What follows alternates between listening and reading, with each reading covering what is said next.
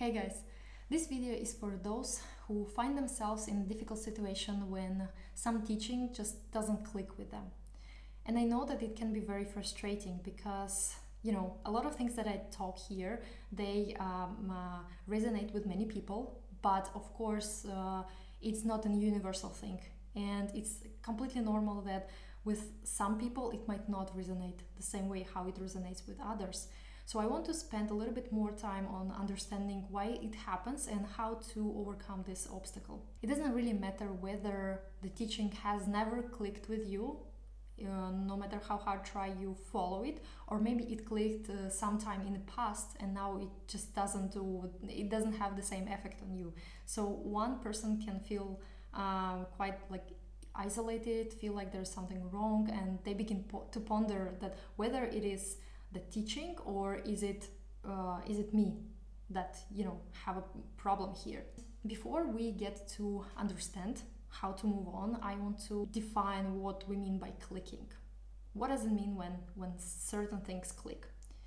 In my view, it is about a moment of deep understanding. It is an emotional moment when we feel connected with the knowledge that we just received. And it is very physical thing because inside of us we might feel a certain emotion. We might feel relieved, we might feel hopeful, we might feel extreme clarity. We just know where to go. And of course these moments feel nice and we want to have more of them. But the truth about these kind of moments is that we cannot force them. We cannot create them on purpose.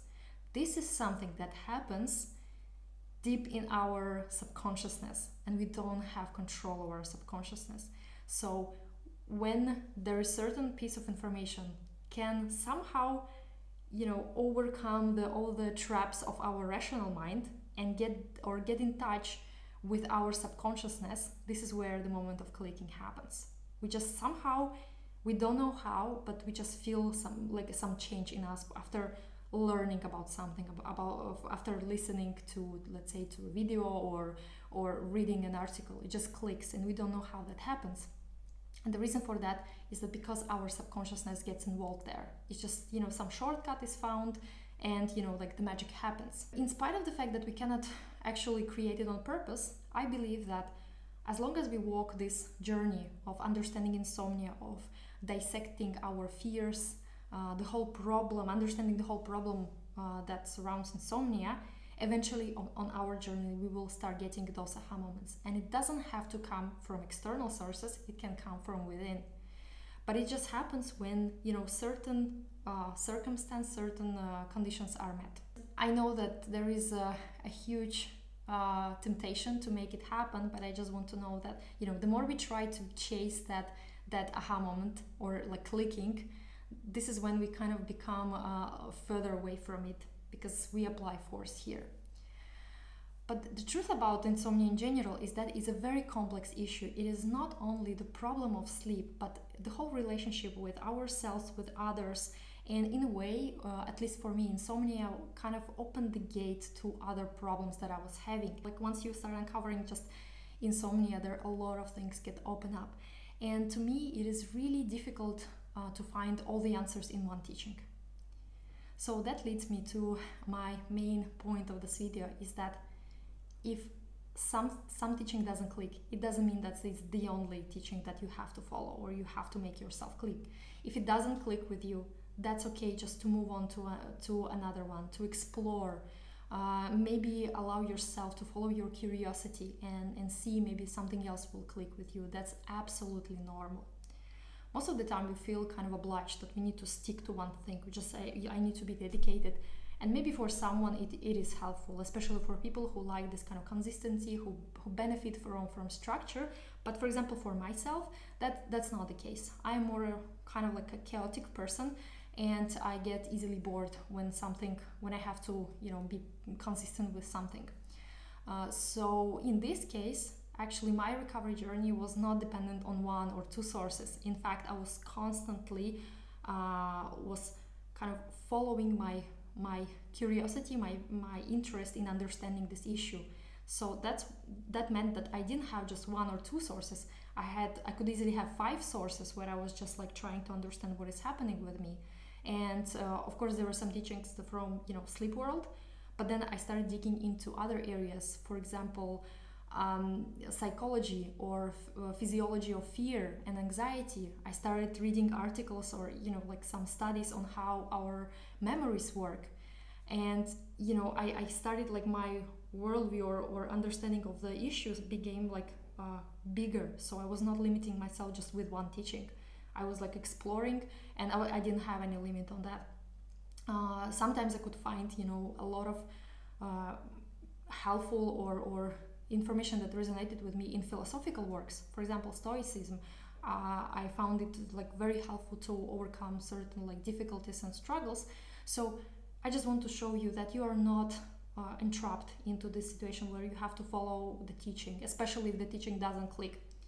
It doesn't mean that let's say if now some particular teaching that doesn't click with you, that it will never click with you. Maybe you just need a missing piece of the puzzle that will complete the picture, and then things starts like start clicking.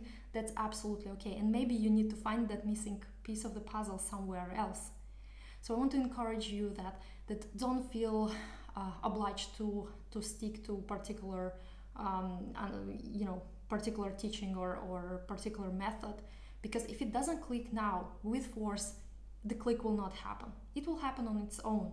So I like to take pressure off of ourselves and rather follow that curiosity, that natural force that can help you actually find your thing that will actually resonate with you. I believe that each of us has the key to their recovery.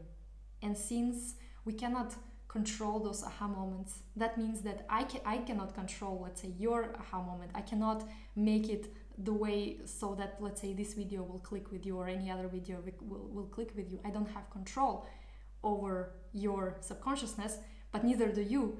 So I like to take this approach of least resistance and follow your natural curiosity, and don't limit yourself with one philosophy. It's okay to come back. It's okay to jump from one teaching to another. But again, we need to also understand that there are certain things that are kind of stay true no matter what teaching you're using. And in case of insomnia is the fact that we cannot control sleep. So it doesn't matter whether you follow my teaching or teaching of any other person. It still doesn't change the fact that we cannot change the nature of sleep. And with that understanding, you can easily explore anything that you feel like exploring. You can be interested in certain, let's say, Eastern practices, or I don't know, some spiritual thing. It doesn't really matter. Anything that you feel naturally drawn to is usually the right direction. I hope you find this video helpful, and I hope that maybe it didn't click with you again, but maybe it's a little bit cut down on that pressure that some of you might be feeling, who especially cannot feel that resonance with the teaching. So just want to say, you don't have to limit yourself. I don't say that my teaching is the only one that can help. I believe that each person can build the perfect mix of knowledge for themselves, and they are the only ones who know how to do that. Let me know what you think in your comments, and of course subscribe to this channel. And if you want to get more of useful content, consider following me on Instagram page, and also subscribing to my newsletter called Sleep Talks Letters. This is where every week I post something really interesting from my coaching practice that can help you to deal with your own insomnia recovery journey. See you soon. Bye.